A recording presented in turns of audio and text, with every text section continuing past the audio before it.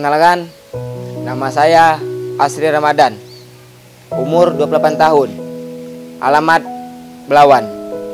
Awalnya orang tua saya tidak pernah mendukung saya dalam hobi saya, yaitu bermain sepak bola.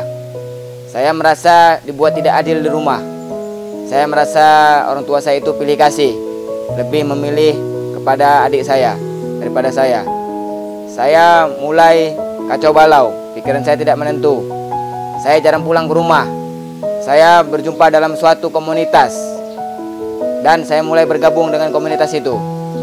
Saya mulai tahu yang namanya sabu. Awal mulanya saya hanya coba-coba. Ya, lama-kelamaan saya terus memakainya, terus menerus memakainya. Menurut saya rasa sabu itu enak dan membuat pikiran saya menjadi tenang. Saya menggunakan narkoba jenis sabu kurang lebih selama 7 tahun. Efeknya dalam keluarga, ya saya sering marah-marah pada keluarga, tidak menentu apa masalahnya di rumah. Bahkan saya sering membantingkan harta benda saya di rumah. Dan sekali-sekali saya juga sering memaki orang tua saya tanpa sebab. Apa itu salah mereka? Dari situlah saya mulai berkelahi kepada keluarga dan kepada adik saya. Pertemanan saya semakin meluas kemana-mana. Bahkan saya merasa diri saya itu hebat, jago. Dan akhirnya saya pun terus berkelahi kepada teman-teman saya yang lain. Saya terus memakai sabu, terus menerus, tanpa batas. Kesehatan saya sih tidak ada masalah selama ini, tidak ada keluhan. Tetapi saya merasa badan saya semakin kurus, pipi saya semakin kempot, seperti kakek-kakek. Pada suatu hari, saya sedang tidur di rumah karena kehabisan bius. Di saat itulah rombongan AMPI datang menghampiri saya dan membawa saya di Bukit Doa dengan izin dari orang tua saya. Ya, sampainya saya di sana, awalnya sih saya tidak menerima. Kenapa saya bisa dibawa kemari? Saya tidak tahu tempatnya itu berada di mana. Ya, dengan singkatnya waktunya saya mulai resah dan gelisah. Saya mulai mencoba untuk lari melalui asbes kamar saya. Ketika itu saya ketahuan oleh staf. Lalu saya dibawa ke ruang isolasi. Saya merasa mulai sadar, mulai bersalah. Apa yang saya lakukan itu tidaklah benar.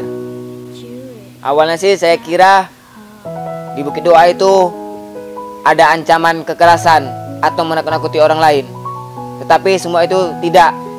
Semua itu hanya pikiran saya yang kotor. Saya mulai merasa nyaman. Saya mulai menjalankan sholat 5 waktu dan membaca Al-Quran. Saya sering beristighfar. Saya sering merasa bersalah. Dan rasa bersalah saya itu tidak ada henti-hentinya terhadap orang tua saya. Sampai akhirnya dalam waktu 1 bulan saya mulai menjumpai orang tua saya dan saya bersujud kepadanya, meminta maaf, meminta ampun. Saya pun menangis dan orang tua saya pun juga menangis, memaafkan saya. Lalu saya merasa diri saya tenang, bangga, bahagia karena mereka telah membawa saya di Bukit Doa ini. Saya ingin menunjukkan kepada masyarakat kalau saya itu sudah pulih, karena selama ini saya selalu dikucilkan oleh masyarakat.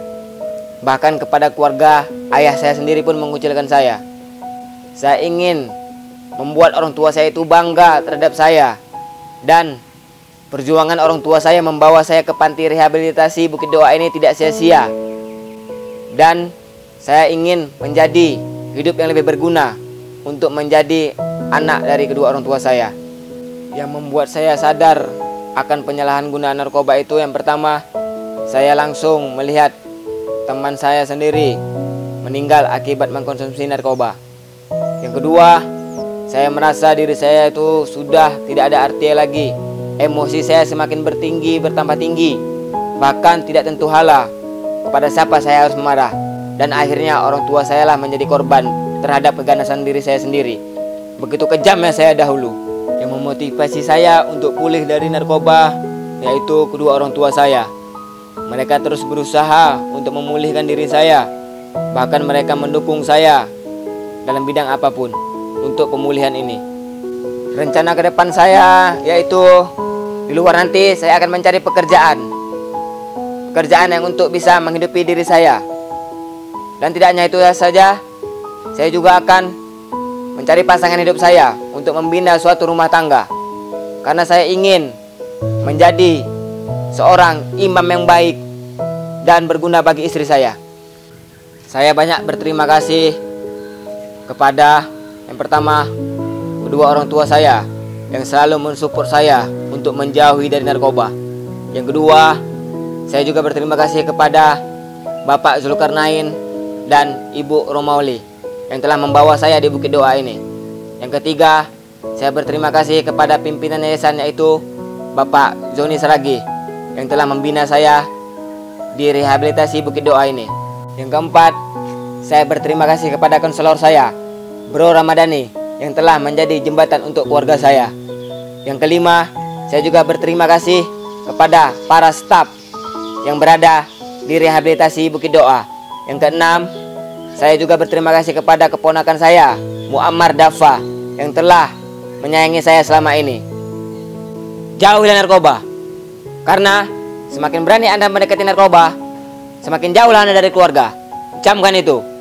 Buka hatimu, buka pikiranmu, buka perasaanmu.